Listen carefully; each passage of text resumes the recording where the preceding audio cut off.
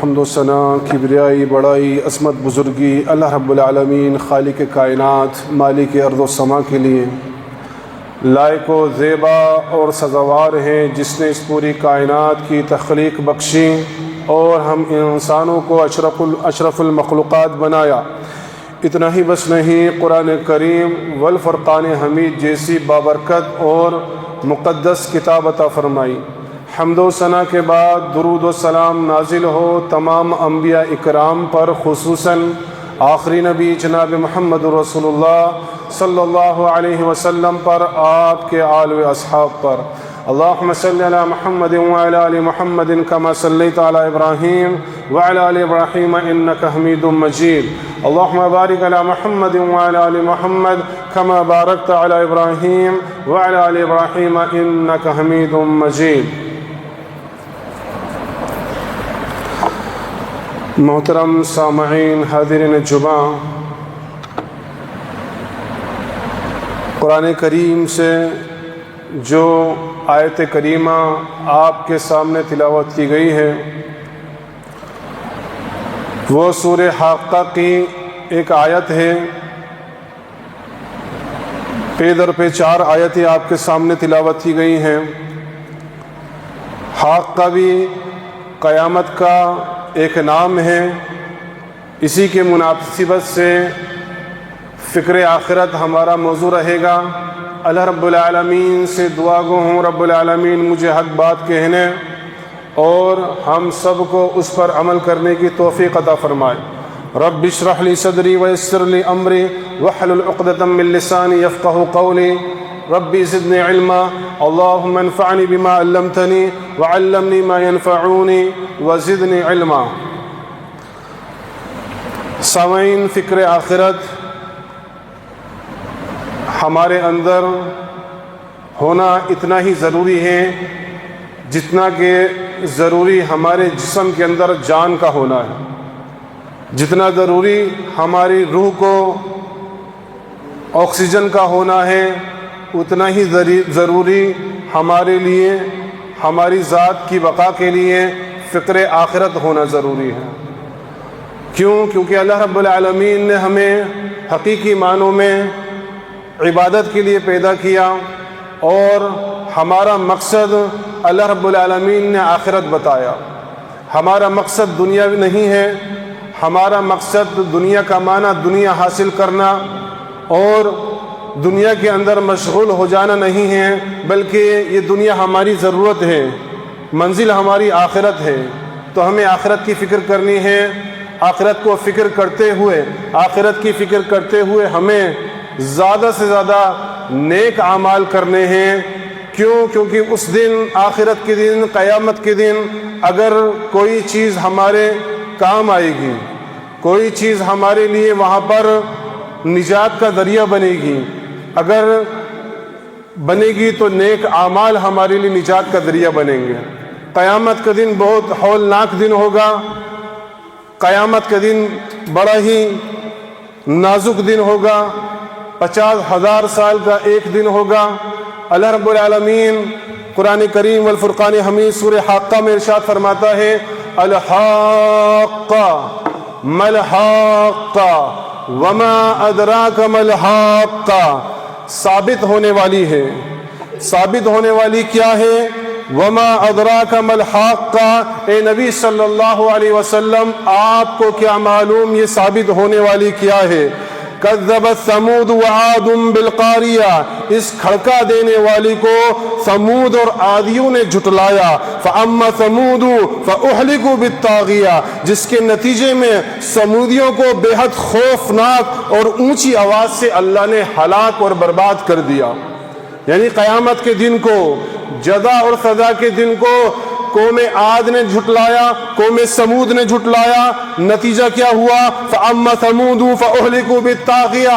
قوم سمود کے اوپر اللہ کا عذاب آیا، اور عذاب اس قدر سخت تھا کہ ایک زوردار چیخ کے ذریعے سے اللہ رب العالمین نے قوم سمود کو ہلاک اور برباد کر دیا۔ اسی طرح رب نے آگے فرمایا وَأَمَّ عَادٌ فَأُهْلِكُوا بِرِيحٍ صَرْصَرٍ عَاتِيَةٍ، اور قوم عاد کو بہت تیز اور تند ہوا کے ذریعے سے اللہ نے ہلاک کر دیا۔ قوم عاد نے بھی قیامت کو جھٹلایا، جزا اور سزا کے دن کو جھٹلایا، آخرت کو جھٹلایا۔ اللہ نے اس قدر زبردست طریقے سے قوم عاد کو پکڑا کہ ایک زوردار ہوا، ایک آندھی، ایک طوفان اللہ رب العالمین نے ان پر مسلط کر دیا، جس کے ذریعے سے اللہ رب العالمین نے ان کو ہلاک کیا۔ سخرها علیہم 7 لیال و8 ایام حسوما، 7 راتیں اور 8 دن مسلسل یہ عذاب ان کے اوپر مسلط کیے رکھا۔ آج ذرا سی تیز ہوا چلتی ہے، ذرا سا طوفان آتا ہے، بجلیاں گل ہو جاتی ہیں، اندھیرے میں انسان آ جاتا ہے، خوف کے اندر، وحشت کے اندر آ جاتے ہیں، کہیں جو ہے گھروں کی چھتوں سے ٹین شیڈ اڑ رہے ہیں، کہیں گاڑیاں ادھر سے ادھر ہو رہی ہیں، کہیں آدمی ہی اڑ جا رہے ہیں۔ آج اس موسم کے اندر ایسا بارہا دیکھا جا رہا ہے کہ تیز ہوائیں چل رہی ہیں، تیز طوفان آ رہے ہیں۔ یہ تیز ہوا، یہ تیز طوفان کیا ہے؟ یہ جب بھینی بھینی میٹھی میٹھی ہوا چلتی ہے، اللہ رب العالمین اس میٹھی ہوا کو، اس ٹھنڈی ہوا کو اپنے حکم سے تیز کرتا ہے، تیز کرتا ہے، تیز کرتا جاتا ہے، یہاں تک کہ یہی ہوا اللہ کا عذاب بن کے انسانوں کے اوپر ٹوٹ پڑتی ہے۔ جس طرح سے یہ اللہ کا عذاب بن کر قوم عاد کے اوپر ٹوٹ پڑی، اور کس زبردست طریقے سے یہ طوفان آیا، کس زبردست طریقے سے یہ ہوا چلی کہ رب فرماتا ہے سخر علیہم 7 لیال و8 ایام حسوما، جسے ان پر لگاتار 7 راتیں اور 8 دن اللہ رب العالمین نے مسلط کر کے رکھا۔ یہاں تک کہ رب فرماتا ہے فَتَرَى الْقَوْمَ فِيهَا سَرْعَى كَأَنَّهُمْ أَعْجَازُ نَخْلٍ خَاوِيَةٍ، وہ ایسے ہو گئے جیسے کھجور کے کھوکھلے خشک تنے ہوں۔ یعنی اللہ رب العالمین نے اس طاقتور قوم کو، قوم عاد کو، جو پہاڑوں میں تراش تراش کر اپنے گھر بنا لیتی تھی، اس قدر اللہ نے ان کو عبرت کا نشان بنا دیا کہ ان کو انہی پہاڑوں پر ٹکرا ٹکرا کر اللہ نے ہلاک کر دیا، برباد کر دیا، ختم کر دیا، اور وہ ایسے ہو گئے جیسے خشک کھجور کے کھوکھلے تنے ہو۔ اللہ نے عبرت کا نشان بنا دیا۔ تو قیامت ایسی نہیں ہے، آخرت ایسی نہیں ہے جسے فراموش کر دیا جائے، جس کو بھلا دیا جائے، جس سے غفلت برتی جائے۔ جنہوں نے بھلایا، جنہوں نے غفلت برتی، جنہوں نے جھٹلایا، اللہ نے انہیں عبرت کا نشان بنا دیا۔ اسی طرح اللہ رب العالمین ان آیتوں کے اندر خاص طور سے سورہ میں آگے ارشاد فرماتا ہے فَإِذَا نُفِخَ فِي الصُّورِ نَفْخَةً وَاحِدَةً، پس جب سور میں ایک پھونک پھونکی جائے گی، وَحُمِلَتِ الْأَرْضُ وَالْجِبَالُ فَدُكَّتَا دَكَّةً وَاحِدَةً، اور زمین اور پہاڑ اٹھا لیے جائیں گے اور ایک ہی چوٹ میں ریزہ ریزہ کر دیے جائیں گے۔ یہ بلند بالا آسمان جو ہمیں نظر آ رہا ہے، یہ مضبوط زمین جو ہمیں دکھ رہی ہے، قیامت کے دن اللہ رب العالمین ان زمین اور آسمان کو اٹھا لے گا اور ایک ہی چوٹ میں ان کو ریزہ ریزہ کر دے گا۔ اتنا ہولناک دن ہوگا۔ فَيَوْمَئِذٍ وَقَعَتِ الْوَاقِعَةُ، اس دن ہو پڑنے والی قیامت ہو پڑے گی۔ وَانشَقَّتِ السَّمَاءُ فَهِيَ يَوْمَئِذٍ وَاهِيَةٌ، اور آسمان پھٹ جائے گا اور اس دن بالکل بودا ہو جائے گا۔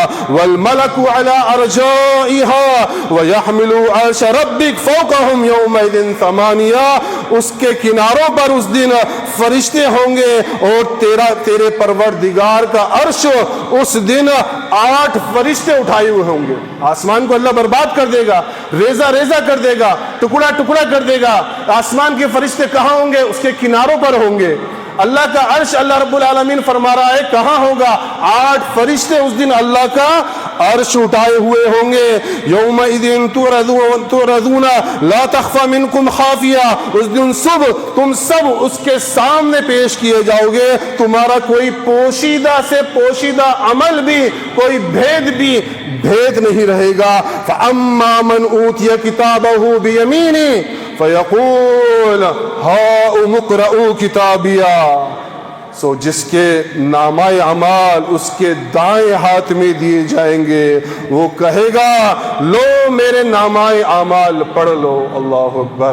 کچھ خوش نصیب ہوں گے اس دن جنہوں نے آخرت کی فکر کی ہوگی، جنہوں نے قیامت کی فکر کی ہوگی، جنہوں نے کوششیں کی ہوگی، جنہوں نے کاوشیں کی ہوں گی، جنہوں نے نیک عمل کیے ہوں گے۔ یہ نیک عمل کرنے والے، یہ کوششیں کرنے والے، اللہ رب العالمین کو راضی کرنے والے جب قیامت کے دن اللہ کے حضور کھڑے ہوں گے تو ان کا نامہ اعمال ان کے سیدھے ہاتھ میں دیا جائے گا۔ تو قیامت کا دن ہوگا، اللہ رب العالمین کا عرش قائم ہوگا، 8 فرشتے اللہ کا عرش اٹھائے ہوئے ہوں گے، تمام فرشتے اللہ کے سامنے صف بصف صفے باندھ کر کھڑے ہوں گے، اور اللہ رب العالمین میزان کو قائم کرے گا، عدل کو قائم کرے گا۔ اور ہولناک دن کتنا زبردست ہوگا، وہ 50,000 دن کا سال کا جو دن ہوگا اس کے بارے میں خود اللہ کے نبی جناب محمد رسول اللہ صلی اللہ علیہ وسلم ارشاد فرماتے ہیں کہ وہ دن ایسا ہوگا کہ جو سورج ہے وہ مخلوق کے بالکل قریب کر دیا جائے گا، قریب تر قریب یہ سورج ہوگا قیامت کے دن۔ فرماتے ہیں صحابی کہ اللہ کے نبی فرمایا 1 میل کے فاصلے پر سورج آ جائے گا۔ کتنے میل کے فاصلے پر؟ 1 میل کے فاصلے پر سورج آ جائے گا۔ سلیم بن عامر کہتے ہیں حدیث کے راوی کہ میں نہیں جانتا اس میل سے مراد کیا ہے، کیا اس میل سے مراد کلومیٹر والا میل ہے، پیمائش والا میل ہے، یا اس میل سے مراد آنکھ میں سرما ڈالنے والی سلائی کو بھی میل کہا جاتا ہے، اس سے وہ سلائی مراد ہے۔ اتنا نزدیک یہ سورج آ جائے گا، جو ہزاروں کلومیٹر آج دور ہے، جو لاکھوں کلومیٹر آج سورج دور ہے، اور اتنی دوری سے آج ہمارا ٹیمپریچر کتنا ہے؟ 48 ڈگری ہے، 49 ڈگری ہے، 50 ڈگری ہے۔ اتنی دوری سے یہ حال ہے کہ آپ 2 منٹ دھوپ کے اندر کھڑے نہیں رہ سکتے۔ اس کی شدت، اس کی گرمی، سورج کی لپٹیں آپ کو 2 منٹ بھی اس موسم کے اندر کھڑے نہیں رہنے سے رہ سکتی۔ باہر آپ فوراً چھاؤں کو تلاش کریں گے، فوراً سایہ تلاش کریں گے، اور سایہ تلاش کر کے سایہ حاصل کرنے کی کوشش کریں گے تاکہ سورج کی گرمی سے بچ جائیں۔ اور سایہ مل بھی جاتا ہے، کوئی درخت کا سایہ، کسی مکان کا سایہ، کسی اور گاڑی کے اندر ہم بیٹھ جاتے ہیں، مختلف سائے ہم تلاش کر لیتے ہیں اس سورج کی گرمی سے بچنے کے لیے جو لاکھوں کلومیٹر ہے۔ لیکن جب یہی سورج ہمارے نزدیک ہوگا حتیٰ کہ 1 میل کے فاصلے پہ آ جائے گا تو اللہ کے نبی فرماتے ہیں لوگ اپنے ہی پسینوں میں شرابور ہوں گے۔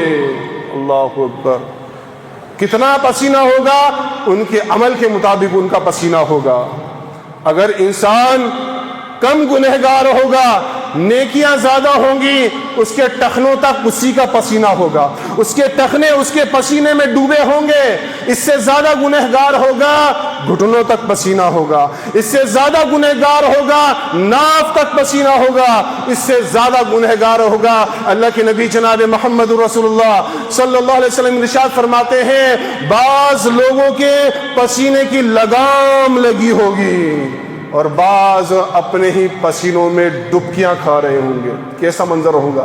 انسان گناہ کرتا ہے اور گناہ کر کے بھول جاتا ہے، لیکن لکھنے والے فرشتے لکھ لیتے ہیں، اور قیامت کے دن ان گناہوں کا اس طرح بدلہ دیا جائے گا جتنا گنہگار اتنے پسینے میں، زیادہ گنہگار ناف تک، اس سے زیادہ منہ تک، اس سے زیادہ پسینوں میں ڈبکیاں کھا رہا ہوگا، اپنے ہی پسینے۔ کیوں؟ 1 میل کے فاصلے پہ سورج ہے۔ کوئی سایہ نہیں ہوگا، کہیں درخت کے نیچے چلے جائے نہیں، کوئی درخت نہیں ہوگا، کوئی عمارت، کوئی بلڈنگ، کوئی محل، کوئی عمارت، کوئی بلڈنگ، کوئی محل نہیں ہوگا، چٹل میدان ہوگا۔ اس شدت کے عالم میں، اس سختی کے عالم میں انسان کو صرف 2 ہی چیزیں چاہیے ہوں گی، صرف 2 چیزیں، یا تو سایہ مل جائے یا ٹھنڈا میٹھا پانی مل جائے۔ اللہ اکبر۔ سایہ ملے گا، اس دن سایہ ہوگا۔ کس کا سایہ ہوگا؟ اللہ کے نبی جناب محمد رسول اللہ صلی اللہ علیہ وسلم ارشاد فرماتے ہیں سبعۃ یظلھم اللہ فی ظلہ یوم لا ظل الا ظلہ. 7 قسم کے شخص ایسے ہوں گے، 7 عمل کرنے والے ایسے ہوں گے قیامت کے دن، جس دن کوئی سایہ نہیں ہوگا اللہ رب العالمین کے عرش کے سائے میں ان 7 قسم کے لوگوں کو جگہ ملے گی. یعنی سایہ اللہ کے نبی بتا رہے ہیں سایہ ہوگا. کس چیز کا سایہ ہوگا؟ اس شدید ترین دھوپ سے بچنے کے لیے، اس شعلہ اگلتے ہوئے سورج کی تپش سے بچنے کے لیے سایہ ملے گا. تو عرش کا سایہ ملے گا، لیکن ہر ایک کو نہیں ملے گا، ہر ایک کو نہیں ملے گا. 7 قسم کے لوگ ہوں گے جن کو اللہ رب العالمین قیامت کے دن اپنے عرش کے سائے تلے جگہ عطا فرمائے گا. یہ 7 قسم کے لوگ خوش نصیب لوگ ہیں. یہ دنیا کے اندر محنت کرنے والے لوگ ہیں، یہ دنیا کے اندر عمل کرنے والے لوگ ہیں. یہ 7 قسم کے عمل اللہ کے نبی نے بتائے. جو ان عملوں کو اختیار کر لے گا اللہ رب العالمین اس کو اپنے عرش کے سائے تلے جگہ عطا فرمائے گا. اللہ کے نبی جناب محمد رسول اللہ صلی اللہ علیہ وسلم آگے ارشاد فرماتے ہیں سب سے پہلا وہ شخص ہوگا الامام عادل، عادل حکمراں. یعنی ایک انسان ہے، وہ حکمرانی کر رہا ہے، حکمراں ہے اپنی قوم کا، شہر کا، اور حکمرانی کرتے ہوئے وہ انصاف سے کام لیتا ہے، ظلم سے کام نہیں لیتا ہے. چاہے وہ کسی قوم کی حکمرانی کر رہا ہو، چاہے وہ کسی قوم کی حکمرانی کرتے ہوئے اپنے گھر کا بھی وہ سربراہ ہو، کسی کمیٹی کا صدر ہو، کسی جماعت کا امیر ہو، کوئی کسی سوسائٹی کا ذمہ دار ہو، اگر اس کے پاس وہ فیصلہ کروانے کے لیے لوگ آتے ہیں اور وہ عدل کے ساتھ فیصلہ کرتا ہے. عدل کے ساتھ فیصلہ کیا ہے؟ جو قرآن اور حدیث کے مطابق فیصلہ کرتا ہو. عدل کیا ہے؟ عدل کہاں ملے گا؟ عدل قرآن میں ملے گا، عدل محمد رسول اللہ کے فرمان میں ملے گا. تو جب بھی اگر ہم کہیں حاکم بنائے جائیں، ہم کہیں سربراہ بنائے جائیں، کہیں لیڈر بنائے جائیں، کہیں قوم کے بڑے بنائے جائیں، اور ہمارے پاس کوئی فیصلہ طلب کرنے کے لیے آئے، کوئی مقدمہ طلب کرنے کے لیے آئے، تو نہ ہم اپنے نفس کی پیروی کریں، نہ مقدمہ لانے والے نفس کی پیروی کریں، ہم پیروی کریں اللہ کی کتاب کی اور محمد الرسول اللہ صلی اللہ علیہ وسلم کے فرمان کی. اللہ رب العالمین نے قرآن کریم میں یہی حکم دیا ہمیں. کیا فرمایا؟ ان اللہ یأمر بالعدل والاحسان. اللہ تمہیں حکم دیتا ہے عدل کرنے کا، احسان کرنے کا. یعنی اللہ نے ہمیں انصاف کرنے کا حکم دیا ہے، عدل کرنے کا حکم دیا ہے. لیکن آج اس کا معاشرہ اس کے برعکس جا رہا ہے. عدل کرنا تو دور کی بات ہے. کیا دیکھا جاتا ہے؟ اگر کوئی مقدمہ ہمارے سامنے پیش ہوتا ہے تو دیکھا جاتا ہے ہماری برادری کا کون ہے، ہمارے خاندان والا کون ہے، ہمیں کس سے فائدہ ہو جائے گا، ہمارے لیے بہتر کیا ہے، اس کے مطابق فیصلہ دیا جاتا ہے. اللہ اکبر. رب کیا فرماتا ہے قرآن میں؟ اللہ اکبر. وَمَن لَّمْ يَحْكُم بِمَا أَنزَلَ اللَّهُ فَأُولَٰئِكَ هُمُ الْفَاسِقُونَ فَأُولَٰئِكَ هُمُ الظَّالِمُونَ فَأُولَٰئِكَ هُمُ الْكَافِرُونَ. کہ جو رب کی وحی کے مطابق فیصلہ نہ دے، حقیقت میں وہی فاسق ہے، وہی ظالم ہے، وہی کافر ہے. اللہ اکبر. بہت زبردست دھمکی اللہ رب العالمین نے قرآن کریم میں نازل کی.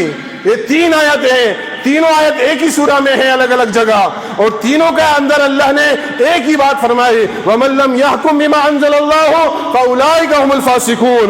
جو رب کی وحی کے مطابق فیصلہ نہ دے وہ فاسق ہے. فَأُولَٰئِكَ هُمُ الظَّالِمُونَ. جو رب کی وحی کے مطابق فیصلہ نہ دے وہ ظالم ہے. فَأُولَٰئِكَ هُمُ الْكَافِرُونَ. جو رب کے قانون کے مطابق، جو قرآن و سنت کے مطابق فیصلہ نہ دے، جو قرآن اور حدیث کے مطابق فیصلہ نہ کرے، وہی کافر ہے. تو ہمیں چاہیے اگر ہم حکمران ہیں، ہم فیصلہ کرنے والے ہیں، ہم لیڈر ہیں، ہم عہدے کے اوپر ہیں، تو ہم کیا کریں؟ ہمارے پاس اگر کوئی مسئلہ آئے اس مسئلے میں قرآن اور حدیث کی روشنی میں فیصلہ دیں. جب قرآن حدیث کی روشنی میں فیصلہ دیں گے تو کیا ہوگا؟ سب سے بڑا فائدہ یہ ہوگا کل قیامت کے دن اس عادل حکمراں کو آواز لگائی جائے گی. جب سورج 1 میل کے فاصلے پہ ہوگا, لوگ اپنے ہی پسینوں میں شرابور ہوں گے, اسے آواز لگائی جائے گی, کہاں ہے وہ عادل حکمراں, وہ لیڈر, وہ صدر, وہ امیر جس نے اللہ کی وحی کے مطابق فیصلہ دیا, جس نے عدل کے ساتھ فیصلہ دیا؟ آؤ اس کو لے کر آؤ, آج میرے عرش کے سائے تلے اس کو جگہ ملے گی. اسی طرح اللہ کے نبی جناب محمد رسول اللہ صلی اللہ علیہ وسلم ارشاد فرماتے ہیں, جو لوگ عدل کے ساتھ فیصلہ کرتے ہیں کل قیامت کے دن نور کے ممبروں پر ہوں گے جو اللہ رب العالمین کے دائیں ہاتھ کی طرف ہوں گے, اور رب کے دونوں ہاتھ دائیں ہیں, اللہ کا بایاں ہاتھ نہیں ہے. اب ہمیں کیفیت میں نہیں جانا ہے, بس اللہ کی دائیں جانب نور کے کچھ ممبر رکھے ہوں گے جن پر وہ لوگ جلوہ افروز ہوں گے جو عدل کے ساتھ, انصاف کے ساتھ, قرآن اور حدیث کے مطابق فیصلہ کیا کرتے تھے. اسی طرح اللہ کے نبی جناب محمد رسول اللہ صلی اللہ علیہ وسلم نے دوسرے شخص کے تعلق سے ارشاد فرمایا, وَشَابٌ نَشَا فِي عِبَادَةِ اللَّهِ تَعَالَى, وہ نوجوان, دوسرا وہ شخص, دوسرا وہ عمل کرنے والا نوجوان جس کی جوانی اللہ رب العالمین کی عبادت میں گزری ہو. نوجوانوں بتاؤ, آج ہماری عبادت اللہ رب العالمین کی بندگی میں, ہماری زندگی اللہ کی بندگی میں گزر رہی ہے نہ گزر رہی ہے؟ کہ ہماری جوانی ہم نے اللہ کی عبادت میں لگائی ہے؟ اگر لگائی ہے تو خوشخبری ہے, اور اگر ہم نے اپنی جوانی کو یوں ہی برباد کر دیا فضول کے اندر, انٹرنیٹ کے اندر, اسی طرح دوسری اپلیکیشنوں میں مشغول ہو کر ہم نے قیمتی وقت ہمارا برباد کر دیا, تو پھر ہم اللہ رب العالمین کے سامنے جب کھڑے ہوں گے تو کیا اس سورج کی گرمی سے بچ جائیں گے جو بالکل قریب سے قریب ہوگا؟ جوانی یہ دیوانی ہوتی ہے, اس جوانی کو لگام لگانے کی ضرورت ہے. جوانی اللہ رب العالمین کے یہاں پر بہت زیادہ اہمیت کی حامل ہے, جوانی کی بڑی قدر و منزلت ہے اللہ رب العالمین کے یہاں پر. اللہ کے نبی جناب محمد رسول اللہ صلی اللہ علیہ وسلم نے دوسری حدیث کے اندر ارشاد فرمایا کہ تم جوانی کو غنیمت سمجھ لو بڑھاپے کے آنے سے پہلے. یعنی اللہ رب العالمین نے جوان بنایا ہے, ابھی سجدہ کر سکتے ہو, رکوع کر سکتے ہو, لمبا قیام کر سکتے ہو, لمبے سجدے کر سکتے ہو, لیکن جب بڑھاپا آ جائے گا, جب بیماری آ جائے گی, کمزور ہو جاؤ گے, تو دیکھ لو آج بزرگ کہاں جاتے ہیں بیچارے؟ مسجد کے کونے پکڑتے ہیں, کرسی پہ بیٹھ کر نماز پڑھتے ہیں, نہ سجدہ ہوتا ہے نہ رکوع ہوتا ہے.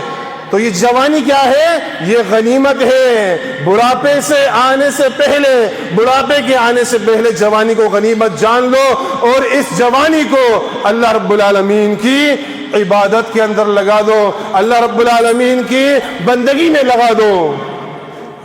دوسری حدیث جس میں مشہور حدیث ہے, اللہ کے نبی جناب محمد رسول اللہ صلی اللہ علیہ وسلم نے فرمایا کہ ابن آدم کے قدم اللہ رب العالمین کے سامنے سے ہلیں گے بھی نہیں جب تک کہ 5 سوالوں کے جواب نہیں دے دیتا. اس میں سے ایک سوال کیا ہوگا؟ جوانوں سے پوچھا جائے گا, وَأَن شَبَابِهِ فِيمَا أَبْلَاهُ, جوانی کو کن چیزوں کے اندر کھپا کے آیا, کن چیزوں میں لگا کر آیا, کس چیز کے اندر, کس مشغلے میں تو نے اے نوجوان اپنی جوانی کو ضائع کیا. یہ سوال کا جواب اللہ رب العالمین کے یہاں جب تک نہیں دے گا, ابن آدم کے قدم اللہ کے بارگاہ سے نہیں ہٹ سکتے. کیا جواب ہے نوجوانوں ہمارے پاس کہ ہم نے جوانی ریل دیکھنے میں لگائی؟ 1 ریل, 2 ریل, 10 ریل, 2 گھنٹہ, 4 گھنٹہ, 10 گھنٹہ, 24 گھنٹے کے اندر ہم نے 20 گھنٹے صرف فیس بک پہ, انٹرنیٹ پہ, انسٹا, اسی طرح سے جو ہے واٹس ایپ کے اوپر نکال دیے. اللہ رب العالمین کو بتانے کے لیے ہمارے پاس کوئی جواب ہے؟ اگر ہے جواب یاد کر کے رکھے, رب سوال کرنے والا ہے. تو جوانی کو یوں ہی ضائع نہ کریں. اللہ رب العالمین کے نزدیک جوانی کی بڑی قدر و منزلت ہے. کیوں؟ کیونکہ بڑھاپے میں انسان صحیح سے رکوع سجدہ بھی نہیں کر پاتا ہے. اسی طرح جو جوان اللہ رب العالمین کی جوانی جو نوجوان اللہ رب العالمین کی عبادت میں اپنی جوانی کو گزارے گا، کل قیامت کے دن اللہ رب العالمین اپنے عرش کے سائے تلے اس کو جگہ عطا فرمائے گا۔ اسی طرح تیسرا شخص اللہ کے نبی نے فرمایا جو قیامت کے دن سرخرو ہوگا، کامیاب ہوگا، وَرَجُلٌ قَلْبُهُ مُعَلَّقٌ بِالْمَسَاجِدِ، وہ شخص جس کا دل مسجد سے اٹکا رہا، مسجد کے اندر لٹکا رہا، یعنی فجر اس نے پڑھی مسجد میں، اسے ظہر کی فکر ہے، ظہر اس نے پڑھی مسجد میں، عصر کی فکر ہے، عصر پڑھی مغرب کی فکر ہے، مغرب پڑھی عشاء کی فکر ہے، عشاء پڑھ کر بستر پر لیٹا، اب اسے فجر کی فکر ہے۔ وَقَلْبُهُ مُعَلَّقٌ بِالْمَسَاجِدِ، کہ جس کا دل مسجد میں لگا رہا، اللہ رب العالمین کی عبادت میں لگا رہا، مسجد کو آباد کرتا رہا، مسجدوں میں حاضری دیتا رہا، ایسا شخص بھی کل قیامت کے دن حشر کے میدان میں، جس دن عرش کے سائے کے علاوہ کوئی سایہ نہیں ہوگا، اللہ رب العالمین اپنے سائے تلے جگہ عطا فرمائے گا۔ اور اللہ کے نبی جناب محمد رسول اللہ صلی اللہ علیہ وسلم نے مسجدوں کے اندر آنے کی مختلف خوشخبریاں اور فضیلتیں سنائی۔ اللہ کے نبی فرماتے ہیں کہ جو شخص وضو کرتا ہے، وضو کرنے کے بعد مسجد کی طرف چل کر آتا ہے نماز کے لیے، تو وہ اللہ کا مہمان ہے، اللہ رب العالمین مہذبان ہے۔ اللہ اکبر۔ ہم مسجد آ رہے ہیں وضو کر کے، نماز کے لیے آ رہے ہیں، کس کے مہمان ہیں؟ اللہ رب العالمین کے مہمان ہیں۔ اللہ ہمارا میزبانی کرنے والا ہے۔ آج ہمارے یہاں مختلف مہمان لوگوں کے گھروں پر آتے ہیں، جن کو اللہ نے عزت دی ہے، شہرت دی ہے، ان کے یہاں بھی مہمان پہنچتے ہیں، یہاں تک کہ جب مہمان آتے ہیں تو اچھے سے خاطرداری کی جاتی ہے۔ بعض لوگ اور اچھے کرائے پہ لے کر جگہ لے کر وہاں مہمانوں کو مدعو کرتے ہیں، دعوت دیتے ہیں، پکوان بناتے ہیں، دنیا کے اندر ان کی ریسپیکٹ کرتے ہیں۔ لیکن اللہ کے جو مہمان ہیں، ایک انسان کا مہمان اور ایک اللہ کا مہمان، ایک مخلوق کا مہمان اور ایک خالق کا مہمان، زمین آسمان کا فاصلہ ہے۔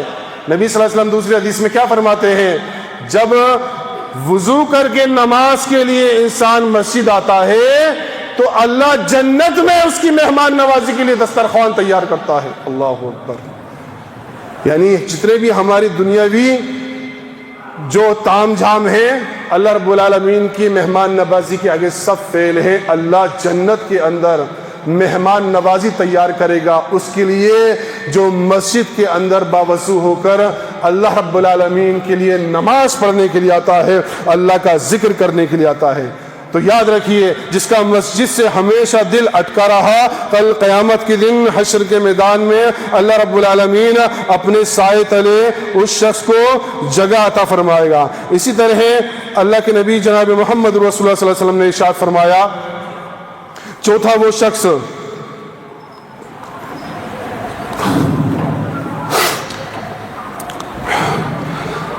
وَرَجُلٌ تَحَبَّ فِي اللَّهِ اجْتَمَعَ عَلَيْهِ وَتَفَرَّقَ عَلَيْهِ، چوتھا وہ شخص جو اللہ رب العالمین کی محبت میں ایک دوسرے سے ملتے ہیں اور اللہ ہی کی محبت میں ایک دوسرے سے جدا ہوتے ہیں، یعنی ان کا ملنا اللہ رب العالمین کے لیے ہوتا ہے اور ان کا جدا ہونا بھی اللہ رب العالمین کی محبت کے لیے ہوتا ہے۔ ایسے دو محبت کرنے والے ایک دوسرے سے اللہ رب العالمین کے لیے کل قیامت کے دن حشر کے میدان میں اللہ رب العالمین کے سائے میں ہوں گے۔ آج لیکن ہماری محبت کس کے لیے ہے؟ ہماری محبت خاص ہمارے بھائی کے لیے ہے، خاص ہماری برادری والے کے لیے ہے، ہمارے قرب قبیلے والے کے لیے، ہماری ذات برادری دیکھ کر ہم محبت کرتے ہیں۔ یہاں محبت کا معیار بتایا جا رہا ہے کہ ملے اللہ رب العالمین کی رضا کے لیے، جدا ہو اللہ کی رضا کے لیے۔ اگر ایسی دوستی کسی سے کی ہے، ایسی محبت کسی سے کی ہے، اس قدر کہ صرف اللہ ہی کے لیے ملتا ہے، اللہ ہی کے لیے جدا ہوتا ہے، کل قیامت کے دن اللہ رب العالمین حشر کے میدان میں عرش کے سائے تلے اسے جگہ عطا فرمائے گا۔ اسی طرح دوسری روایت میں آتا ہے، اللہ کے نبی جناب محمد رسول اللہ صلی اللہ علیہ وسلم ارشاد فرماتے ہیں کہ جو لوگ اللہ رب العالمین کے لیے ایک دوسرے سے محبت کرتے ہیں دنیا میں، اللہ کے لیے محبت کیا ہے؟ توحید کی بنیاد پر، توحید کی بنیاد پر ایک دوسرے سے محبت کر رہے ہیں کہ یہ بھی قرآن و سنت والا ہے، یہ بھی اللہ کو ایک ماننے والا ہے، یہ بھی اللہ رب العالمین کے ساتھ کسی کو شریک نہیں ٹھہراتا ہے، اس لیے اس سے محبت کر رہے ہیں۔ اس بنیاد پر محبت اگر کی جائے گی ایک دوسرے سے تو رب فرماتا ہے ان اللہ یقول، حدیث قدسی ہے، بے شک تمہارا رب فرماتا ہے ان اللہ یقول یوم القیامہ این المتحابون بجلال اليوم، کہاں ہے میری جلال و عظمت کی وجہ سے ایک دوسرے سے محبت کرنے والے، آؤ میں آج اپنے سائے تلے تمہیں جگہ عطا فرماؤں گا۔ پکارا جائے گا قیامت کے دن ایسے لوگوں کو جو توحید کی بنیاد پر ایک دوسرے سے محبت کرتے ہیں۔ اور یاد رکھنا یہ جو توحید کی بنیاد ہے نا، یہی سب سے بڑا رشتہ ہے، یہی سب سے بڑا جو ہے رشتہ ہے۔ اگر خون کا رشتہ ہے اور وہ توحید پرست نہیں ہے تو جو بنا خون کا رشتہ ہے، چاہے پڑوسی ہے چاہے غیر برادری سے ہے تمہاری، اگر وہ توحید پر ہے تو اس سے زیادہ حق بھی ہے تمہارا اور وہ تمہاری محبت کا زیادہ مستحق ہے، کیونکہ اللہ رب العالمین قیامت کے دن اپنے جلال کی وجہ سے ایک دوسرے سے محبت کرنے والوں کو اپنے سائے تلے جگہ عطا فرمائے گا۔ اسی طرح ہم نے بارہا حضرت نوح علیہ السلام کا واقعہ بھی سنا ہے کہ نوح علیہ السلام نے جب کشتی بنائی اور سب کو سوار کر لیا، سوار کرنے کے بعد آخری میں ایک بیٹا ان کا نافرمان نکلا اور اس نے منع کر دیا کشتی میں سوار ہونے سے۔ تو جب باپ بیٹے کی بات چیت ہو رہی تھی تو اسی دوران ایک موج آئی اور بیٹے کو بہاتے ہوئے لے گئی۔ نوح علیہ السلام کا بیٹا ہے، حقیقی بیٹا، اور اس کو موج آ رہی ہے ایک پانی کی، بہا کے لے کے جا رہی ہے۔ نوح علیہ السلام فوراً پکار رہے ہیں اللہ یہ میرا بیٹا ہے۔ اللہ نے کہا اے نوح یہ تیرے گھرانے سے نہیں، سگا بیٹا ہونے کے بعد ایمان نہیں لایا، شرک پر تھا، اللہ نے باپ بیٹے کے رشتوں کو ختم کر دیا اور نوح کی آنکھوں کے سامنے ان کا بیٹا غرق ہو گیا۔ تو یاد رکھنا جو بنیاد ہے ایک دوسرے سے محبت کی وہ توحید ہے۔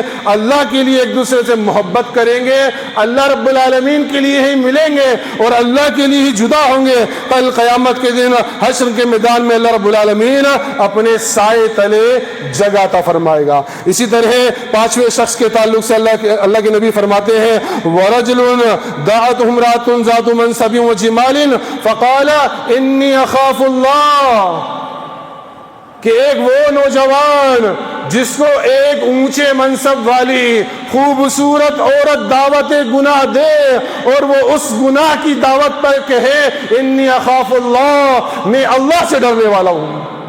کتنا بڑا مقام ہے مسلمان اور کتنا نازک مقام ہے۔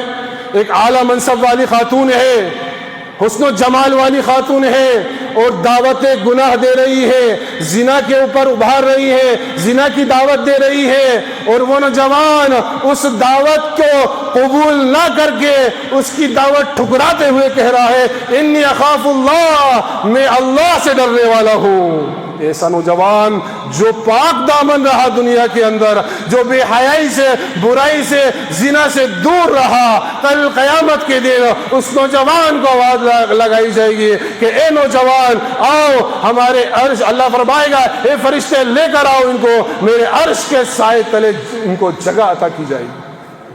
تو یہ بہت بڑا عمل ہے، پاک دامن رہنا اور گناہ کی دعوت پر انی اخاف اللہ کہنا۔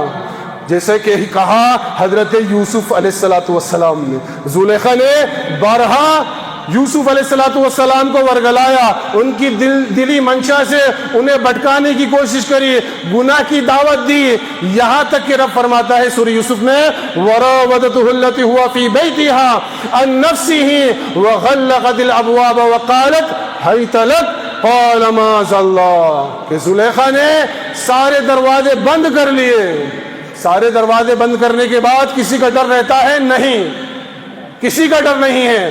سارے دروازے بند کرنے کے بعد حضرت یوسف علیہ السلام کو زلیخا نے گناہ کی دعوت دی اور کہا قالت حیت لک، یوسف علیہ السلام نے کہا قال معاذ اللہ، اللہ کی پناہ، انہ ربی احسن مثوائے، اللہ نے مجھے بہت بہترین طریقے سے رکھا ہے، انہ لا یفلح الظالمون، ظالم کبھی کامیاب نہیں ہوتے۔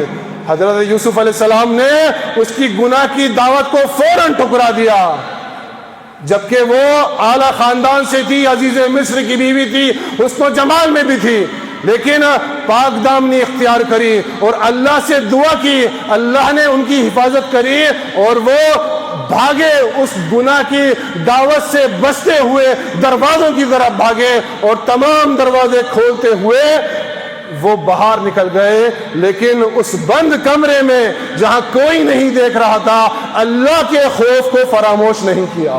مسلمانوں، آج ہم بھی بند کمرے میں ہوتے ہیں، نوجوانوں آج ہم بھی ایکانت میں ہوتے ہیں، خلوت کے اندر ہوتے ہیں، ہمارے ہاتھ میں موبائل ہوتا ہے، موبائل کے اندر ایک کلک پر بہت سی خواہشات ہمارے سامنے آیا ہو جاتی ہے، لیکن کوئی نہیں دیکھ رہا، اس روم میں آپ اکیلے ہو، آپ کا پرسنل روم ہے، لیکن اللہ رب العالمین دیکھ رہا ہے۔ اگر اللہ کا خوف اس وقت دل میں ہوگا اور اس گناہ سے تم رک جاؤ گے، انی اخاف اللہ، اگر اللہ سے ڈرنے والے بن جاؤ گے، کل قیامت کے دن حشر کے میدان میں اللہ رب العالمین اس نوجوان کو اپنے عرش کے سائے تلے جگہ عطا فرمائے گا۔ تو ہمیں چاہیے کہ ہم اپنی جوانی کو برباد نہ کریں، برائی سے، بے حیائی سے، فاحشات سے، منکرات سے اپنے آپ کو بچائیں، محفوظ رکھیں۔ اسی طرح چھٹے شخص کے تعلق سے فرماتے ہیں اللہ کے نبی جناب محمد رسول اللہ صلی اللہ علیہ وسلم، وَرَجُلٌ تَصَدَّقَ بِصَدَقَاتٍ فَأَخْفَاهَا حَتَّى لَا تَعْلَمَ شِمَالُهُ مَا تُنْفِقُ يَمِينُهُ۔ چھٹا وہ شخص ہے مسلمانوں جس نے اپنے سیدھے ہاتھ سے خرچ کیا اللہ کی راہ میں، الٹے ہاتھ کو بھی پتہ نہیں لگنے دیا۔ اللہ اکبر، اتنا خفیہ، اتنا چھپا کے صدقہ کیا۔ وَرَجُلٌ تَصَدَّقَ بِصَدَقَاتٍ فَأَخْفَاهَا حَتَّى لَا تَعْلَمَ شِمَالُهُ مَا تُنْفِقُ يَمِينُهُ، کہ سیدھے ہاتھ نے کیا خرچ کیا الٹے ہاتھ کو پتہ نہیں۔ اتنا چھپا کر ڈھک کر صدقہ کرنے والا اس صدقہ کرنے کی وجہ سے اللہ کے عرش کے سائے میں ہوگا، لیکن یہاں بھی ہمارا معاملہ برعکس ہے۔ جب تک ریا، نمود، دکھاوا، نام صدقے میں شامل نہیں ہو جاتا، ہماری روح کو چین نہیں پڑتا ہے۔ نام ہونا چاہیے، لوگوں کو پتہ ہونا چاہیے، لوگوں میں واہوائی ہونا چاہیے، یہ بڑا پیسے والا ہے، بڑا صدقہ کرنے والا ہے، بڑا امیر ہے، بڑا سخی ہے۔ یاد رکھنا، اس نیت سے اگر صدقہ کیا جائے گا تو اللہ کے نبی جناب محمد رسول اللہ صلی اللہ علیہ وسلم نے فرمایا کہ یہ شرک ہوگا۔ من تصدق یرائی فقد اشرک، جس نے دکھانے کے لیے صدقہ کیا اس نے یقیناً شرک کیا۔ تو ہمیں صدقہ کیسے کرنا ہے؟ چھپا کر کرنا ہے، اخلاص کے ساتھ کرنا ہے، اور اتنا چھپانا ہے کہ سیدھے ہاتھ نے کیا خرچ کیا الٹے ہاتھ کو بھی پتہ نہ چلے، الا یہ کہ آپ اخلاص کے ساتھ اعلانیہ بھی صدقہ دے رہے ہوں، جیسا کہ قرآن نے کئی مقامات پر بیان کیا، سرًا و علانیہ، وہ چپکے چپکے بھی خرچ کرتے ہیں اور پوشیدہ بھی خرچ کرتے ہیں اور دکھا کر بھی خرچ کرتے ہیں۔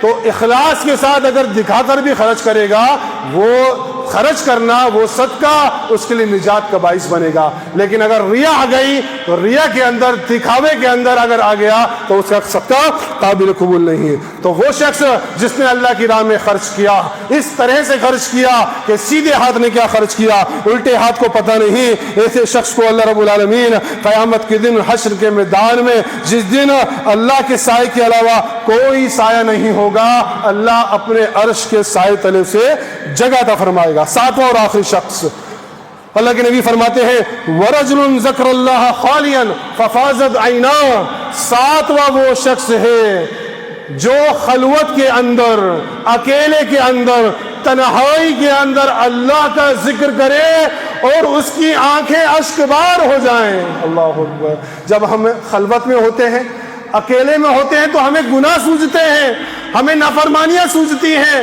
ہمیں فحشات سوجتی ہیں۔ یہاں بتایا جا رہا ہے جب اکیلے میں ہوگا، اللہ کا ذکر کرے گا، اللہ کو یاد کرے گا اور اپنی دونوں آنکھوں سے آنسو بہائے گا، یہ عمل اللہ کو اتنا محبوب ہے، کل قیامت کے دن اللہ رب العالمین حشر کے میدان میں آواز لگائے گا کہ مجھے یاد کر کے رونے والوں، مجھ سے محبت کر کے رونے والوں، مجھ سے خوف کھا کر رونے والوں، آؤ آج میرے عرش کے سائے میں تمہارے لیے جگہ ہے۔ کون ہے جو اللہ کے لیے آج آنسو بہانے والا؟